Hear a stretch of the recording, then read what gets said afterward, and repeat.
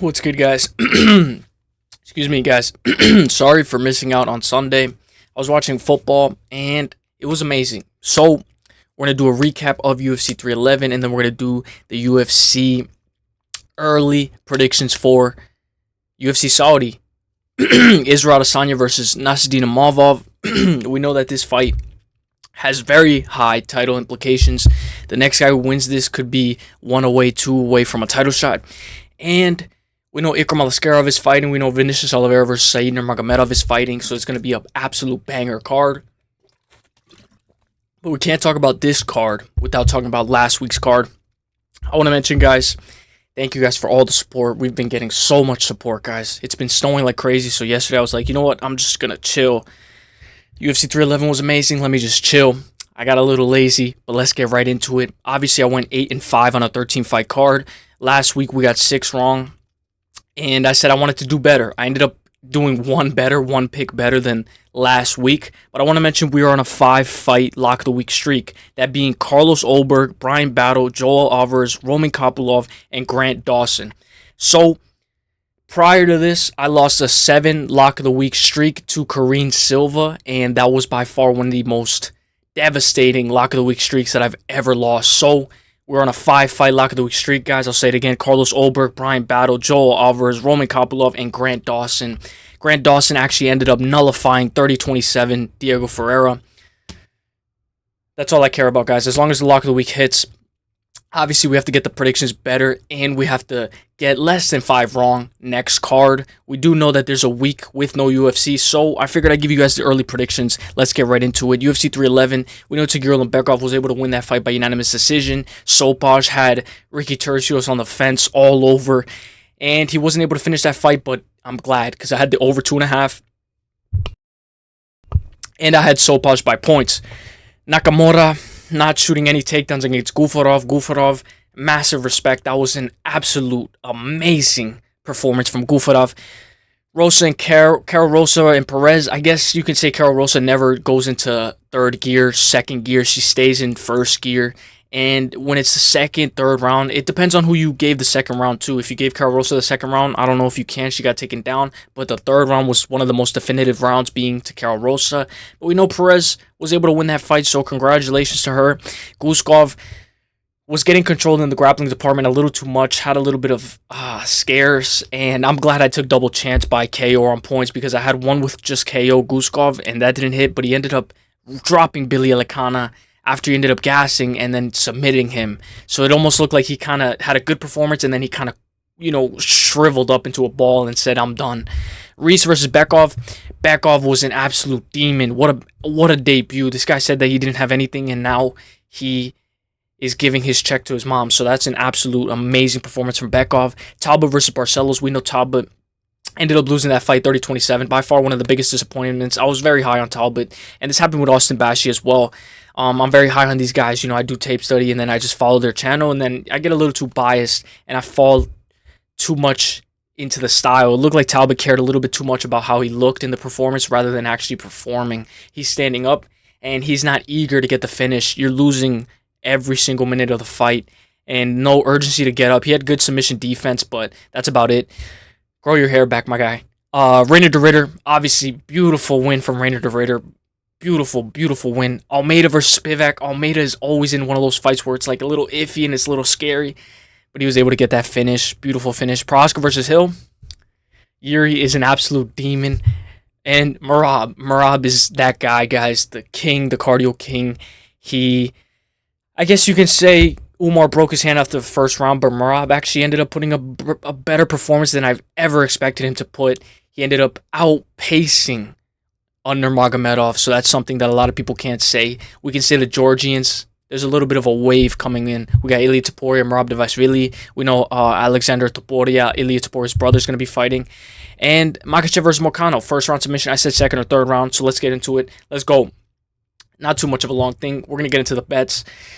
I had Bernardo Sopaj by points, a little bit of a sweat. I was like, what am I doing, guys? What am I doing? But it ended up cashing, and I just wanted to show you guys this. The over 1.5 was good, but I also had Talbot by KO, so it was like, oh my gosh, like that was kind of but I guess it was good to straight bet for this card. The Then Reiner de Ridder is the one that actually saved my night. Reiner de Ridder having that win at a -124. I got him at a -124 over Kevin Holland. He actually ended up winning that fight, so that was a beautiful win. And then Jamal Hill over 1.5, which was an absolute sweat after seeing Jamal Hill getting dropped in the first round. So that actually ended up doing good. And then over 1.5, I went with the Moicano fight, and I should have went the under, but it happens, guys. It happens. So let's get into the breakdown. Let's go. We know that this fight card is absolutely stacked, guys. We know that this card is what a pay-per-view usually looks like. So that being said, this is going to be an absolute amazing fight. By far, one of the most anticipated fights. Terrance McKinney versus Damir Hadžović. And we got Said Nurmagomedov versus Vinicius Oliveira. So let's get into it. Let's go. Let's go. Let's go. Let's go. Al-Selwady versus Bolaji Oki. Short notice. Jordan Levitt has pulled out, unfortunately. So Bolaji Oki steps in. Selwady has speed, momentum. And I guess we can't say he has momentum because he just lost to Luke Rizibov. But prior to that, he had a lot of momentum. He has speed, movement, and volume mixed with takedowns. He just lost his UFC debut to Luke Rizibov, where he was winning up until he got reckless in the third round. Bolaji Oki has more power, stronger jab, and very good combos, good takedown defense. Slows if you have volume, you can beat him. He just lost to Chris Duncan by guillotine. Bolaji Oki is miles ahead of Jordan Levitt, but one takedown changes everything. Abdul is always moving, has speed, closes distance, but not technical, gets hit a lot. Takedown defense is alright, but he's going to be looking to wrestle. He's going to be looking to shoot first. And we all know that he lost his UFC debut. Some can say he was winning that fight until he lost that fight. Until he was winning that fight. Obviously, he was winning that fight until the third round. Some can say.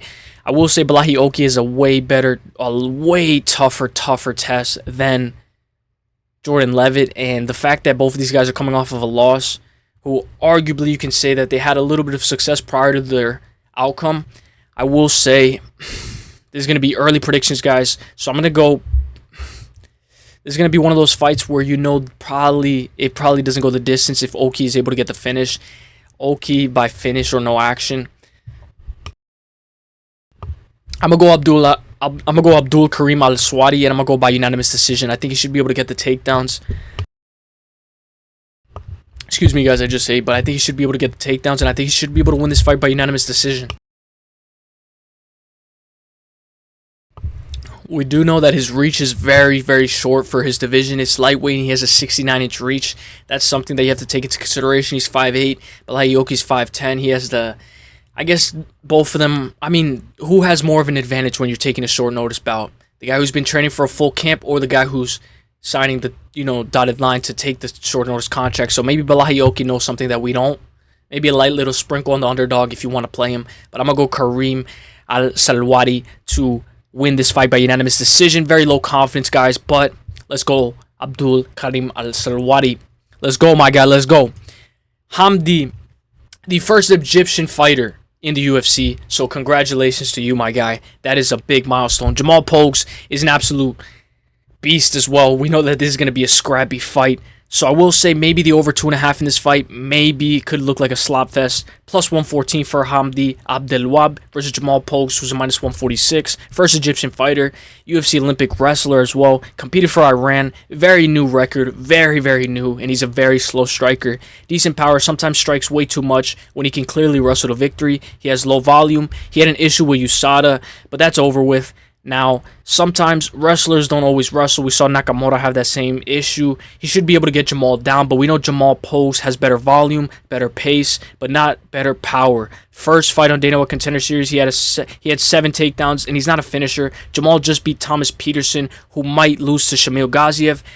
But I say might because Thomas Petersen actually has a very good chance. Jamal can grapple. Olympic athlete is a very good stat, but Hamdy has popped before. He's sloppy. Let's see how he does. I'll take Al-Wahab by KO on points. Jamal looks like a fish out of water after getting taken down. But guys, this is anybody's match. This is a fight where you can pick your poison. Obviously, he lost to the heavyweight GOAT, that being Mick Parkin, one of the best heavyweights, the heavyweight GOAT in my opinion, the heavyweight GOAT. And we know that this is going to be a very competitive fight. We know he just had a no contest to Dontel Mays. We know that this guy's 3-0.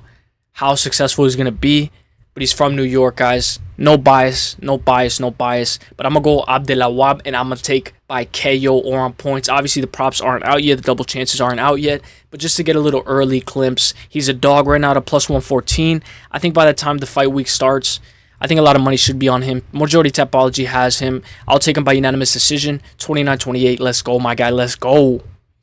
And I can't wait for Jasudavicius as well. Bogdan Grad versus Lucas Alexander. We know that this fight is going to be an absolute banger. The odds aren't out yet for this fight, but they should be out within a couple of days. Bogdan is always well-rounded, and he doesn't chase a finish. He has very good kicks in wrestling, looking for control, but can find a sub but he can't find a sub, sorry.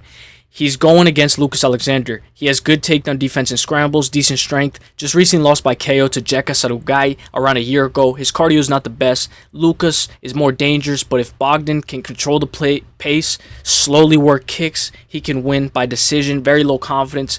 Bogdan is so bad, has 11 stoppages. He's a decision merchant at the same time, and he has a padded record. He can get the job done, but Bogdan needs to wrestle a good double leg, and he can fight at his pace. Bogdan is the pick, but very low confidence because it's his UFC debut. I will say, guys, majority Tapology has Bogdan Grad, but this guy, you can say that he has a little bit he lost to Tom Nolan as well on Dana White Contender Series, but you can say that this guy has a little bit of a padded record. When you look at the people who he's fighting and the performances, obviously they're very quick. Until he gets into Dana White Contender Series, then he goes to split decision. I will say this is going to be one of those fights where it's like a veteran versus a guy, and you can't even say he's a UFC veteran because he hasn't been in the UFC for that long, but I will say the older fighter by 2 months, but it feels like he's a lot older, Lucas Alexander. I'm going to be taking Bogdan Grad. I'm going to take him by unanimous decision, but don't be surprised if this goes to split decision. This guy ends up making fights a little bit too close than they need to be, and sometimes, like how I had Talbot, in my head, I may think that these guys are a lot better than they actually are, or maybe they don't perform the way that I would imagine them to. So I'll go Bogdan Grad, and I'm going to go by split decision. I think this fight's going to be very competitive, guys. Considering he took a year and 1 month off, I think that's the perfect amount of time to come back after a KO loss like that. You should be able to come back. You should be able to be rejuvenated, and he should have a good fight week. He should be able to perform. I think this fight goes the distance no matter what. I'll take Bogdan Grad to win this fight by unanimous decision. I'll go 29-28, split decision, not unanimous. Let's go. Jasudavicius versus Mayra Bueno Silva. This is one of those fights where this fight has real implications. Minus 205 for Jasudavicius, Mayra Bueno Silva plus 158. First UFC women's fight in Saudi Arabia, because the PFL actually had their first women's fight, I believe. Correct me if I'm wrong. But this is a big milestone for that Saudi Arabia card. This is a massive milestone. The first UFC women's fight in Saudi Arabia. Massive milestone. We should have some ring girls too in order to celebrate. I will say Jasmine is a hard wrestler. Gets hate because of her lackluster performance. Excellent in the clinch, on the ground. She can control for a decent amount of time. She wrestled ever since she was little. Always pushing. Just beat Ariana Lipski. She finished Lipski with 2 seconds to spare of the 2-minute and 30-minute mark. Of the 2-minute and 30-second mark of the third round. So if you had the over 2.5 in that fight, it did not hit. And that was me. I had that in a crash and burn. Taking on former title challenger. Very good power in Mayra Bueno Silva.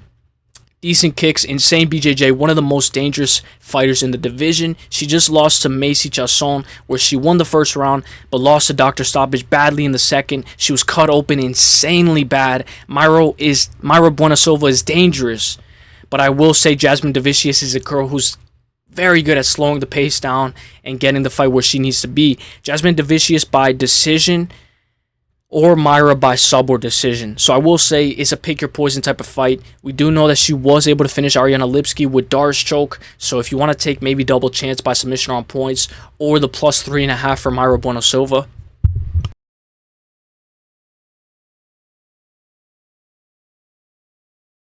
Sorry guys, I think she should be able to win that at least one round. It's probably going to go to decision, 29-28. If you like fight ends by sub, it's not a bad play, a nice little sprinkle. I will say the momentum is definitely on Jasudavicius. Her most recent loss was to Tracy Cortez, and we know Cortez is having beef with Eileen Perez. Maybe that's the next fight. I know they're not in the same weight class, but drama sells. So I will say, guys, I'm going to go Jasudavicius to win this fight. All the momentum's on her side. Mayra Bueno Silva is dangerous, very dangerous, and she won the first round against Macy Chiasson. So who's to say Mayra Bueno Silva is not a very good dog? I will say, give me Jasudavicius and give me her by unanimous decision, 29-28 after losing the first round. Should be able to implement her wrestling. Let's go, Forrest Gump. Let's go. All right, Faris Ziam versus Mike Davis. Faris Ziam is a plus 210. Mike Davis is a minus 280. And he just KO'd Matt Frevola in Paris. This guy's a dog. Faris Ziam is a plus 210, and he just KO'd Matt Frevola in Paris. Super tall, super good at managing distance, works beautiful in the clinch, good kicks, and he's a very good technician, but can be timid at times, just brutally KO'd Matt Frevola. First finish in the UFC. Now he will be matched up against Mike Davis, a decent striker, decent wrestler, very well-rounded, 14 takedowns in his last 4 fights. He just finished Natan Levy. Mike Davis has a good record, only lost to Gilbert Burns and Sadiq Yusuf. Davis, 32, seems like Ziam found his rhythm. I will say, let's see how this fight goes. This fight is going to be an absolute banger fight. And the fact that Mike Davis is minus 275, both of these guys have momentum. Both of these guys are on a 4-fight win streak. I will say Mike Davis seems like he has a little bit of more consistency. You know, Faris Ziam, prior to that, was going to decision with a split decision with Claudio Puelles. Take that what you need. MMA math doesn't always work, but I will say that's a little bit of a red flag. But after that, he was able to KO Matt Frevola clean. So majority typology has Ziam to win this fight by unanimous decision, but he's going to need to stop those takedowns. This guy's going to shoot. I guess for my early prediction, I'll go Ziam. I'm very high on Ziam. Ziam's a technician, and he's very, very good at what he does. The KO, the knee to the head on Matt Frevola was an absolute amazing clinic, and maybe I'm a little bit biased. Maybe Mike Davis is a very good favorite, and if you want to take him now, take him now. But I'm going to go for Ziam, and I'm going to go for him to win by unanimous decision. We know that this fight is more than likely going to go the distance. It's a matter of striker versus wrestler. I think a majority of this fight should stay on the feet, and the Smire Killers should be able to win this fight, although there's a whole bunch of implications. We're in Saudi Arabia. The fight time is different. You have to acclimate. All of that could be a factor. I'll go Ziam to win this fight by 29-28 unanimous decision. Let's go, my guy. Let's go. Terrance McKinney versus Damir Hadžović. This is one of those fights where it's a absolute banger. A month ago, or like when I first broke down this card, I don't know how long ago that was. It was pretty long ago. Terrance McKinney was a minus 450, and Damir Hadžović was a plus 350. Now, 2 weeks before the fight, Terrance McKinney's a minus 430, and Damir Hadžović is a plus 300. So it seems like the money's coming in on Damir Hadžović. Terrance McKinney might be one of the biggest favorites on this card. The biggest favorites on this card. The best way to describe McKinney is an explosive mystery box. He just died against Esteban Ribovics. Terrance McKinney needs to be aware of his chin. He is young and is a wild card like always. Now Terrance is matched up against Damir, a relentless wrestler who has lost to Moicano currently. A relentless wrestler who has lost to Moicano currently, just lost to Mark Takeshi, where he was taken down 8 times. If Damir can't get the fight to the ground, he's in trouble. Terrance is a first-round KO guy. Sometimes at the smallest adversity, he folds. You can't trust McKinney, 1-800-GAMBLER type of fight. So I will say, guys, the Mark Takeshi loss, we know that this guy got cut from the UFC for being too boring, is a bad, bad look. We know that he was able to beat Yancy Medeiros, but prior to that, he lost to Renato Moicano 4 years ago, who we know just fought for the belt. And he got submitted in the first round, but he fought for the belt. He was a title challenger, so you can't take that away from him. I will say the inactivity is on Damir Hadžović. If you're going to look for momentum, I guess you can say the momentum's on Terrance McKinney. Majority Tapology has this fight not to go the distance, so obviously fight ends by KO. But it's not obvious. Nothing's obvious. 73-inch reach, I guess it's going to play a little bit of a factor. He's a little bit taller, but he always goes inside distance, so he doesn't even try to play the outside game. I will say I'll go Terrance McKinney to win this fight by KO, and I'll go second round KO. Very low confidence, but this is one of those fights where he's going to drop Damir and then he gets wrestled for 15 minutes. I'll go Terrance McKinney by KO, second round. Let's go. Let's go, my guy. Let's go.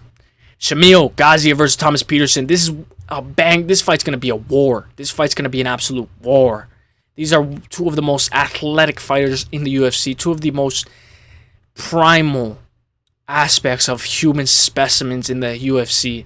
The best athletes. A month ago, I believe, when I broke this down, Shamil Gaziev was a minus 310. And Thomas Petersen was a plus 250. Now, 2 weeks before the fight, Shamil Gaziev is a minus 390 and Thomas Petersen is a plus 280. So the money is coming in on Gaziev. The Blob, who sold his first main event against Rosenstrike, who was also fighting on this card. Shamil can wrestle, but his cardio is questionable. He went the distance with Dontel Mays, but what a boring fight that was. Matched up against Thomas Petersen, decent wrestler, looking for a body lock to wrestle, always clinches, closes distance, clinches against the cage, and he hugs and hugs. Petersen is a takedown or bust type of fighter. He just won a decision over Muhammad Usman, where I personally picked against him in his last fight, so this will be a very tricky fight. Shamil has had to be working on his cardio. Saw him go full 15 minutes against Dontel Mays, but I think Shamil might win by decision. Seems like he always needs to fight at a slow pace or his pace.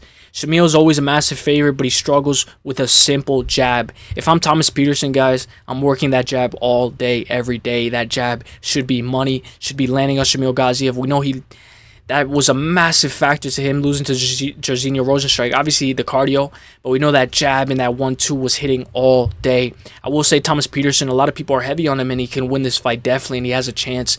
And especially that win over Mo Usman. Who's to say Tom Petersen isn't the heavyweight GOAT? But I'm going to go Shamil Gaziev to win this fight, and I'm going to go I'll go by KO on points. I was going to say submission on points, but Shamil Gaziev is usually a guy who gets that KO. Maybe he should be able to finish this fight inside the distance. I'm not going to bank on it. I'll go Shamil Gaziev by unanimous decision or by KO second round. Let's go, my guy. Let's go.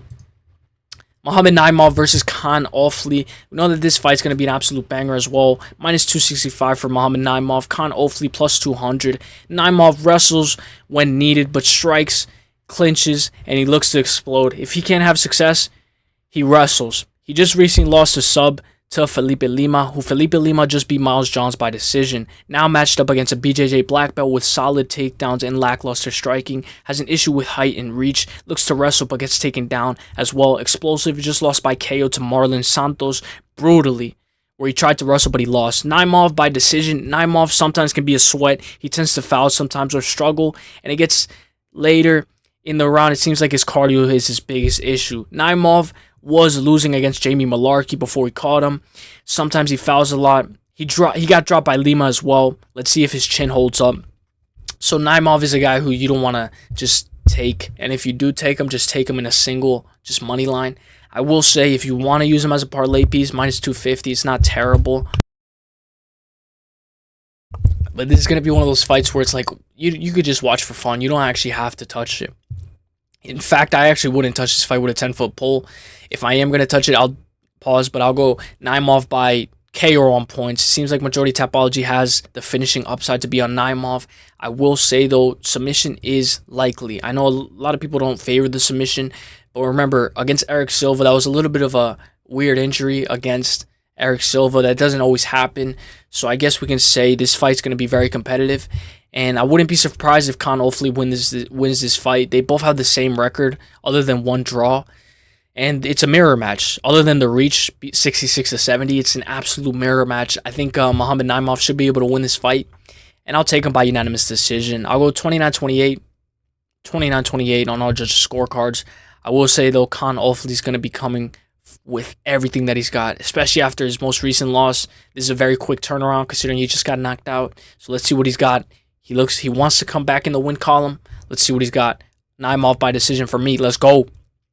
Ikram Aliskerov versus Andre Muniz. We know this is an absolute banger as well. Ikram Aliskerov minus 620. Andre Muniz plus 400.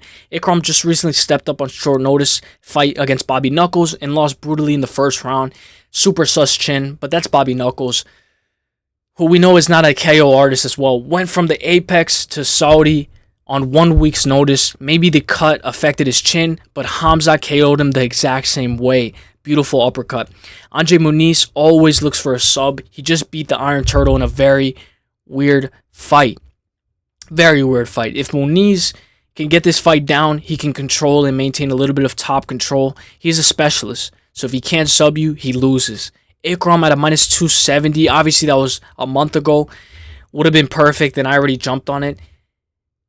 at the time. I believe if you guys heard me break it down, guys, I believe I said that exact same thing. So if you jumped on it back then, obviously he's more of a parlay piece now. I think Ikram can finish Muniz inside the distance. So when we look at topology, obviously it shouldn't be the main factor. But majority of topology is going Andre Muniz to win this fight inside the distance. And they're going, excuse me, and they're going Ikram Aliskerov by KO, and I think that's perfect, guys. If we're going Ikram Aliskerov, let's take him inside the distance by KO or submission. I think you should be able to finish a guy like Andre Muniz, but we will say Paul Craig finished him, obviously. Brendan Allen finished him by submission, but the Jung Young Park decision split was a little bit weird. You know, what if this guy just makes weird fights? What if he just has weird fights with all of his opponents, and this ends up going to decision? So that's where I like the double chance. Excuse me. That's where I like the double chance KO or on points. I think he should be able to win this fight. Excuse me, guys. I'm sorry. I just ate. But I will say Ikram Aliskerov is more likely to get a finish by KO than he is to get a submission. Obviously, the 3.8% that are going by submission, it's likely it could be there. But it's not it's not his bread and butter. So I'll go Ikram Aliskerov by KO on points, and I'm going to go second round KO. I'll go second round KO. I think you should be able to nullify the takedown attempts from Andre Muniz, and if Andre Muniz can't take you down, he looks terrible in the striking department. So give me Ikram Aliskerov by second round KO. Let's go. And look at this. Excuse me, guys. But look at this. Said Nurmagomedov versus Vinicius Oliveira is on the main card, and it's above Ikram Aliskerov, which shows that they want this card to perform. They think that these guys can perform, and they think that these guys are going to put up a good fight. Said Nurmagomedov minus 205, Vinicius Oliveira plus 158, 6-fight main card, looks like a pay-per-view. Said Nurmagomedov, flashy striker, has very good wrestling, but his striking is his bread and butter, so he's a little bit different from an average Nurmagomedov. Good footwork, good movement, manages distance very well. His takedown defense is good. Sometimes he looks for a ghillie as his defense for takedowns attempted on him. So if you go for a takedown on Said Nurmagomedov, he's going to jump on a guillotine. It's by far one of his best weapons in his arsenal. In 5 fights, he has 3 guillotine wins. His last fight was a guillotine win against Mayun Gafurov, and I believe Mayun Gafurov is the same guy who just beat, correct me if I'm wrong, Nakamura. Just gonna double check. Yep, Mayun Gafurov is the same guy who just beat Nakamura, so the fact that he was able to submit him is an absolute beautiful win. Now he's matched up against Oliveira, a dangerous, chaotic striker, super aggressive and creative. He just destroyed Ricky Simone, dominated by decision, defended 9 takedowns. Oliveira's sidekick he does to the calf is very tricky and sneaky. This fight is by far one of my most anticipated fights on the entire card. Very elite matchup. The arsenal of Oliveira could overwhelm Said, but I'll pick Said Nurmagomedov because if this goes to decision in Saudi, they're probably going to give him the decision to the hometown favorite. I'll take Said by decision, but this will be a very tough fight. A very, very tough fight. We know Bernardo Sopai had a lot of success in the wrestling department against Oliveira. So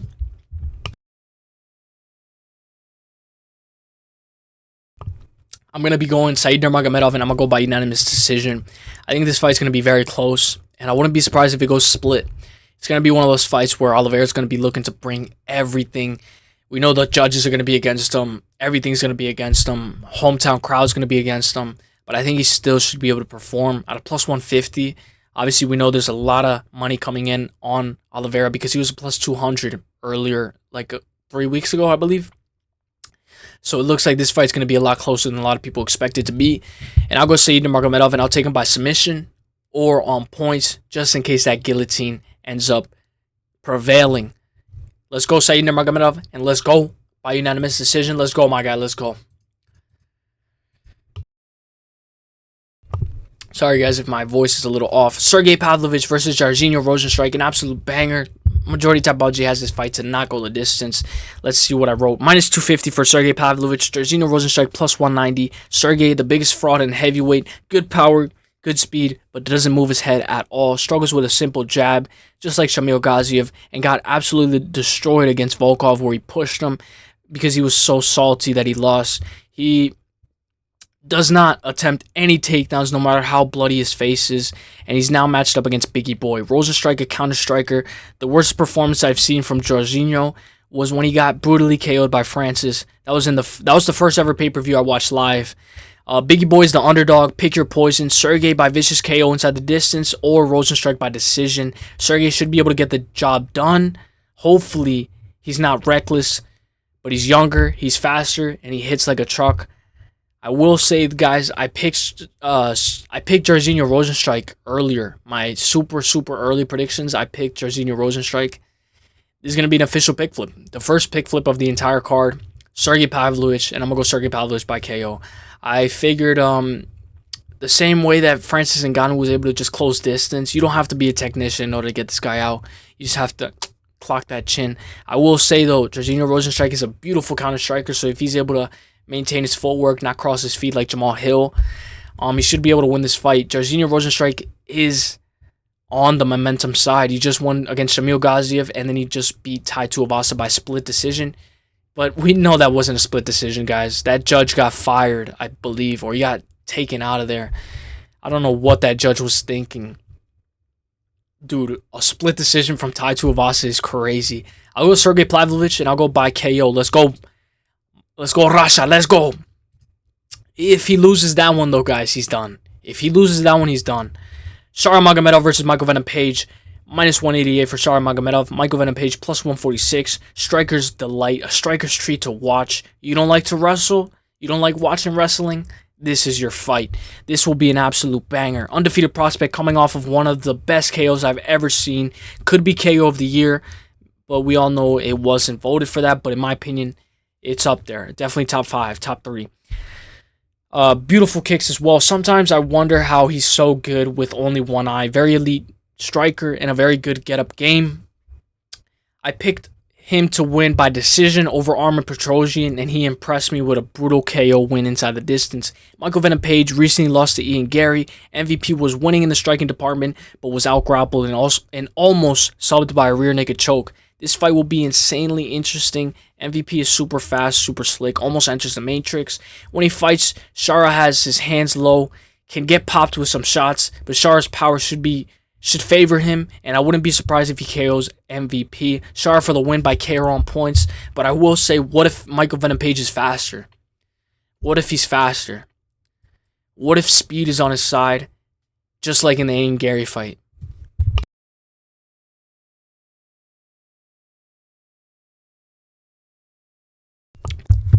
Michael Venom Page has speed on his side, and he's 37 years old. I have never seen a 37 years old. Obviously, I guess we could say Ione Barcelos. But, dude, in the welterweight division, this guy is fast as hell, bro. This guy is by far one of the fastest fighters I've ever seen. In and out, inside the pocket. Manages distance very well. Almost enters the matrix when he does that thing.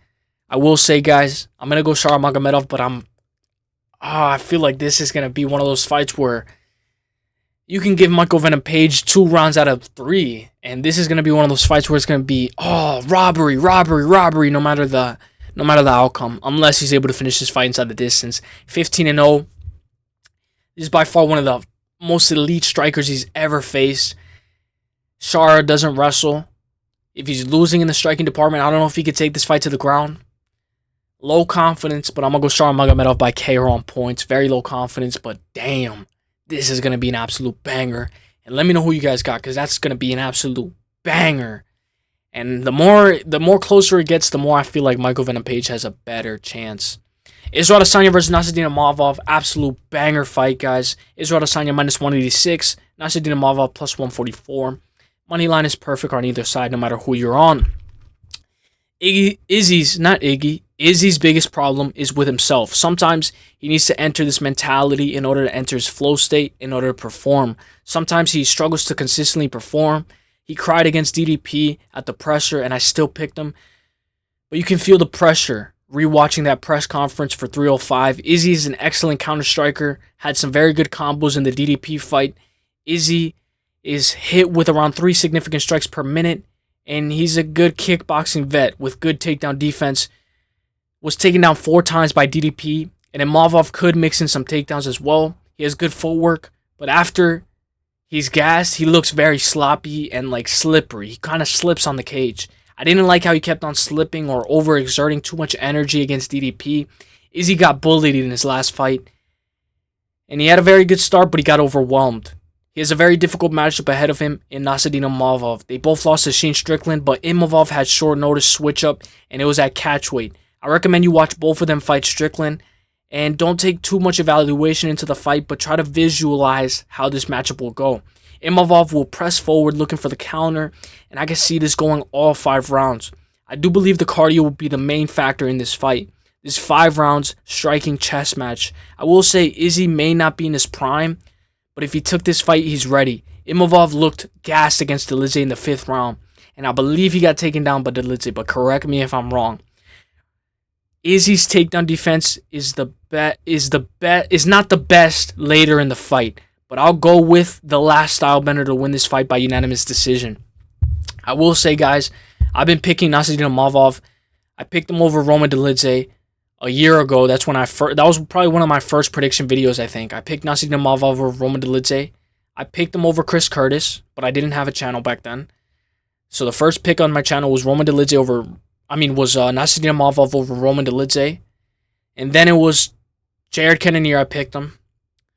And I picked him against Brendan Allen as well, but we know that was an absolute sweat because that first round, he lost that first round. He got grappled really hard. And I wanted to pick him again. And maybe I might do an official pick flip, maybe when we're looking at the weigh-ins, the ceremonial weigh-in. But I will say, guys, I'm going to be going the last stylebender, guys. I think he should be able to win this fight. Obviously, he has 3 losses in his last 5. He lost to Alex Burrow by KO, ended up avenging that loss. And then he lost to Shane Strickland, and then he lost to DDP. So he lost to the champ. He lost his belt to Shane Strickland, and then he lost to the champ trying to reclaim his belt. I will say the momentum is on Nassourdine Imavov, and it was a pretty close fight against Sean Strickland. You could say it was closer. Nassourdine Imavov had a closer fight against Sean Strickland. And then MMA math doesn't always work. But I will say, very low confidence, but I'm going to go Israel Adesanya, the last stylebender, to win this fight by K or on points. If you want to take Roman Dolidze, take him now at a plus 150. I believe he's a plus 144. He's shrinking. The money's coming in on Roman Dolidze, and it looks like this fight might be a pick'em by the time the first round starts. So I recommend just take either one money line. Maybe make a nice little parlay. 28 years old, 35 years old. The youth. Maybe we could say the speed. You know, he's cutting weight. How many times can he cut weight at 35 years old? Who's to say he's coming in with an injury or not?